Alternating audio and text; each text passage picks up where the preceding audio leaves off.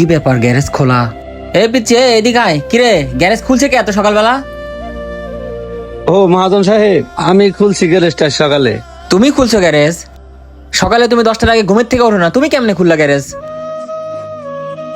দেখেন মহাজন সাহেব, মা রাত্রে কল দিছে, কল দিয়ে বলতেছে মা নাকি ডিমুল ইলিশ খাইতে মন চাইতেছে।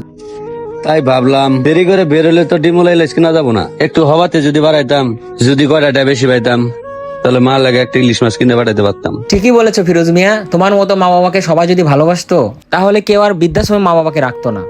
একটু দোয়া করে দিন মহাজন সাহেব। ঠিক আছে ফিরোজ মিয়া, তোমার জন্য আমার দোয়া থাকলো। ঠিক আছে। ঠিক আছে ফিরোজ মিয়া, ভালো মতো চালায়ও।